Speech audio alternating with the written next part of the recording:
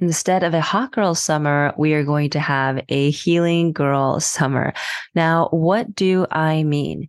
The next few years, as you probably already know if you've been listening to these podcast episodes as they come out, is an opportunity to really dive deep in self discovery, intuition, really healing ourselves in a different way, reaching different milestones in our healing journey.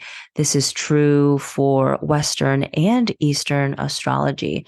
This year is another year of introspection and healing work. So, Mars and Venus have just entered Leo. What does this mean? Mars is the planet of action. Venus is the planet of love. So in the sign of Leo, it is playful, it is creative, it is fun. It represents the inner child, our deepest desires, what we find pleasurable, what we like to do, how we seek pleasure.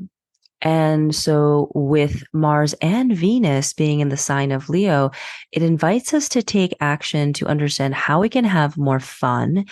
And for many, how we can heal our inner child by having more fun, by giving ourselves the permission and opportunity to do things that feel indulgent, that feel like, oh, like it's summer break. I can do whatever I want, but kind of bringing this playful energy into our adult lives and into the summer season is really going to refresh and renew our energy. You might have been feeling this already in terms of like, the weather is getting nicer and just kind of feeling that desire to not take things as seriously and not take yourself as seriously. So I invite you to think about the things that you loved to do as a child, the things that you didn't get to do as a child, and how can you give yourself that today? Maybe it's sleeping in. Maybe you're doing nothing all day, whether it's a weekday or a weekend, buying yourself something that you're like, oh, I don't know. This is something I've wanted for a long time, but I don't think, this is the right time to buy it, whatever it may be, of course, all within reason.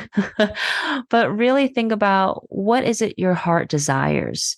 And if, let's say, you are feeling financially constricted, follow the feeling. Let's say you desire more freedom, then do something that allows you to feel more free.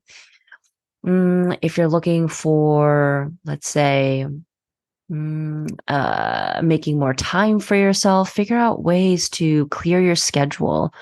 If you're looking to seek new opportunities in like the arts or something creative, look up free events where you can watch a free comedy show, do stand up, do something outdoors, like get creative, which is also the sign of Leo as well. So don't let excuses get in the way. Don't let yourself get in the way. Don't sabotage yourself as your inner child starts to kind of speak to you and asks, hey, can we do this? Why don't we do this? I've always wanted to do X, Y, and Z, or can we have more fun? Can we be less serious? So I invite you to think about what you deeply desire. Maybe you want to close your eyes right now and just kind of feel that in your body. When you think of something that really brings you joy, something that makes you really happy, really excited, what comes up? And if you could do something today, what would bring you the most happiness? Take a few moments to just tune in, relax the mind, relax the body, bring a gentle smile to your face, press the shoulders down and back, and start to explore. Start to wonder and imagine, what would you do today, tomorrow, this weekend, if you really could do anything? What your heart desires, what your inner child is yearning for. How can you incorporate fun into your everyday life, even for those mundane things, even the things you don't want to do? Even when it comes to a job that you're kind of frustrated about, or certain projects and tasks that are weighing you down? How can you bring a more lighthearted energy? How can you channel the characteristics of Leo? All right. I hope that inspires you and gives you a bit more insight of the energy that we're playing with for the next few months. I hope you have a wonderful day, a wonderful evening, whenever you're listening to this episode. And to understand how you're being activated in terms of creativity, I invite you to look where Leo shows up in your chart, as well as any planets and what sign you have in the fifth house that is ruled by Leo to give you just some more layers, some more complexity to what you may find fun, what you're going to heal, what your inner child desires.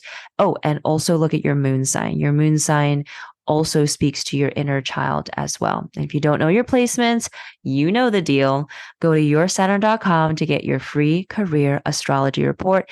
And if you need help deciphering what all that means and you want some more personalized insights, book a career astrology reading.